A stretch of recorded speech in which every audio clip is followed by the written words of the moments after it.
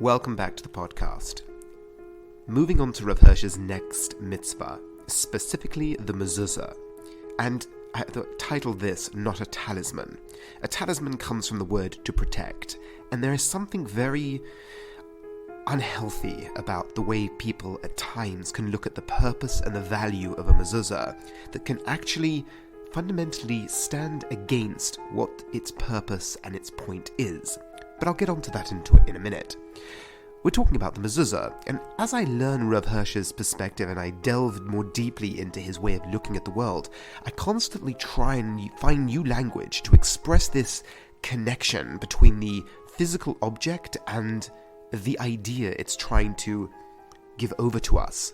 Because when it comes to symbolism in general, people unfortunately switch off because they think it just means, oh, it's just there to remind you. But a Mezuzah, once again, like the ideas we've had previously, there are these divine truths, these foundational, primal ideas that the Torah is giving over to us from a Jewish standpoint that stand at the very bedrock of reality, that are being distilled into an object that we interact with on a daily basis. And the purpose is to immerse ourselves in the object, to draw out, consciously and unconsciously, these truths that are going to impact our lives and change how we then act in the world. So when it comes to the Mezuzah, Rav Hirsch is at pains to warn us, it isn't a talisman. It's not there to protect your home. Or perhaps to say it in a slightly different way. Of course it's there to protect you, but not perhaps as you originally thought. It's not there to create a ward that will protect your family.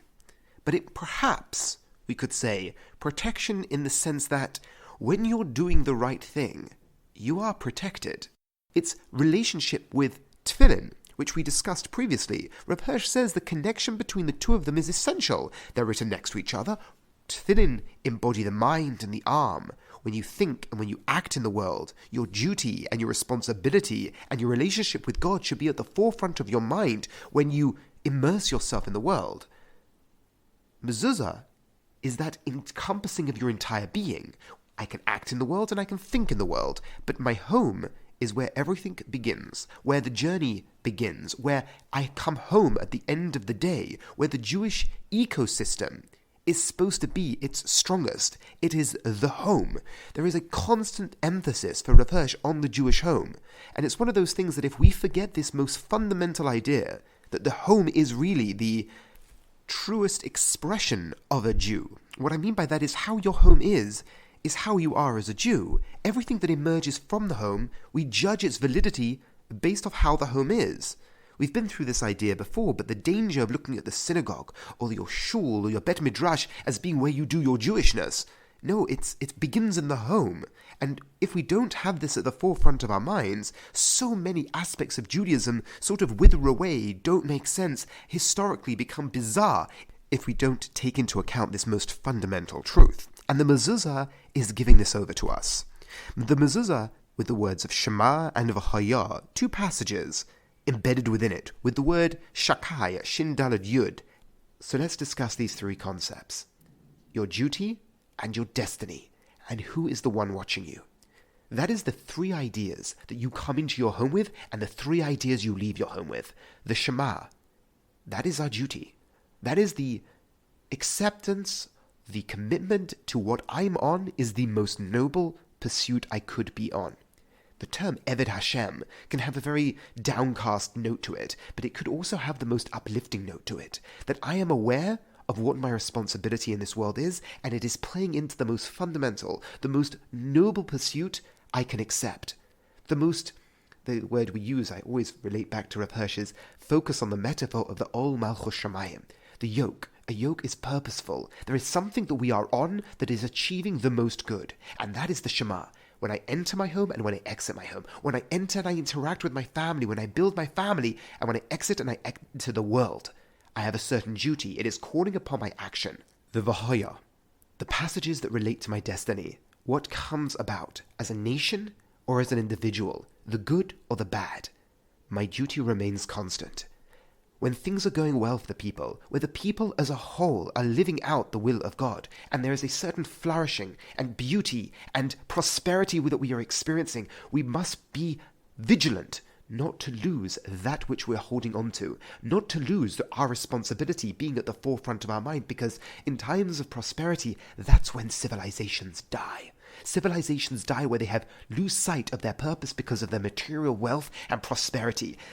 Unfortunately, they care about silly things. They focus on peripheries. They focus on not the fundamental core of what got them there.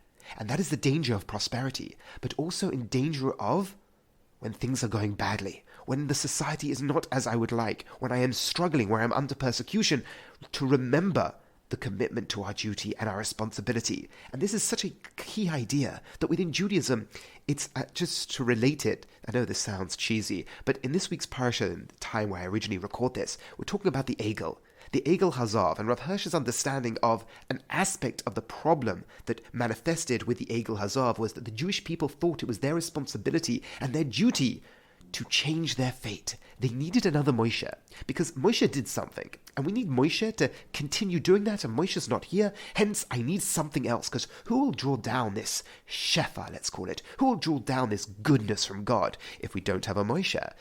No, Rav Hirsch says, Moshe, like you, is part of the nation. He, as the luchos were able to be read from both sides, the reading of the Torah, the understanding of your duty was Moshe's role, but your role as well. He wasn't better than you in achieving the will of Hashem. He was like you. He had to understand what the Torah was asking of him and live it out. That was your responsibility, not to affect the celestial worlds. Rav Hirsch calls the Torah not a theology, but an anthropology. It is what we are to do in this world, our duty to complete and accomplish and work towards the most noble goal. Not to change God's mind, not to try and change the celestial worlds. We have a duty. And that is given over in the good times and the bad. And that is what Rav Hirsch sees in both those ideas of the Shema and the Vahaya. But moving it to the word Shakai that we see at the forefront of the Mezuzah, the Shakai, the way Rav Hirsch calls it, the sovereign providence hidden in our world. This idea of the sovereignty of God, but that sovereignty is hidden. It is a commitment that there is something fundamental at work. Do I understand this fundamental force? Do I understand this fundamental force akin to a personality that is interacting with me, that is producing the world? No, of course I don't. But that isn't my role. My role is to live out my duty and my responsibility in this world and develop myself to be that type of person when I go into my home and when I leave my home. And to just really end off with a story, there was a time where I was picking my kid up from school, and there was two people speaking, and they were talking about how they just got a parking ticket and they got a fine from the police for being on their phone while they were driving. Now, what do we have here? Obviously, we're not all acting perfectly the whole time, but when you get caught for doing something you shouldn't do, you have two options. You can reflect on, well, was that safe to drive with being on my phone? Was that a safe thing to drive in a way that endangered people, pedestrians, other drivers, and even breaking the law? Not saying that people aren't lax at times. We're all not perfect. But when you're caught, that is a time for reflection, if nothing else. What was the reaction? The reaction was, did you check your mezuzahs? Did you check your mezuzahs? I think this is the very antithesis of developing a Jewish personality. The mezuzah for these people, unfortunately, was just another talisman. It was an object that they put on their wall. And they could have had a ward put on by a wizard, or they had a mezuzah. Happened to be they had a mezuzah, and the correct incantations were under question. Meaning, if the correct incantations were in the mezuzah, then they wouldn't have been caught by the police. But so we'd have to go check your mezuzahs.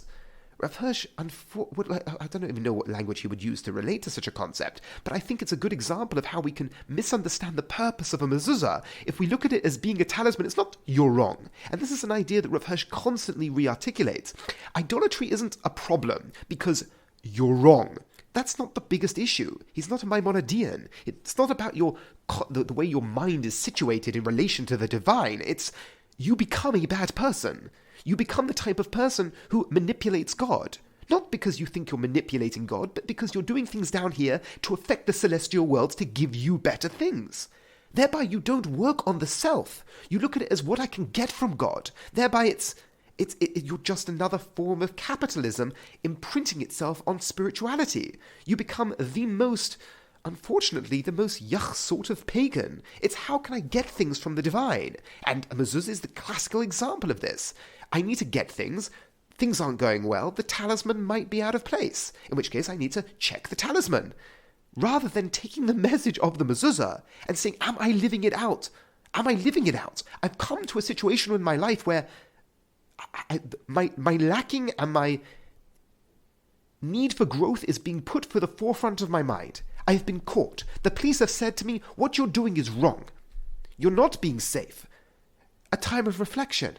When I next enter into my home and I kiss the Mezuzah, I think to myself, am I living out the duty of the Mezuzah? And then I change. I then become an Eved Hashem. Or I can check to see if the talisman or the wards are in place to see if I can be protected in the future. One encourages growth and your relationship with Hashem. One distances you from Hashem. One makes you, unfortunately, just another pagan. And unfortunately, that distances us from Hashem. Now, obviously, I'm putting this in extreme language, but Rav Hirsch's message is key here. Because something that has the most possibility for good also has the most possibility for danger. So, on that note, to recap our points, we spoke about the importance of the Mezuzah, both from the point of view of it being the foundation on the home being where it begins, as well as it being the very thing that trains you to exit into the world and enter into your home. Have a wonderful week, and thank you as always for listening.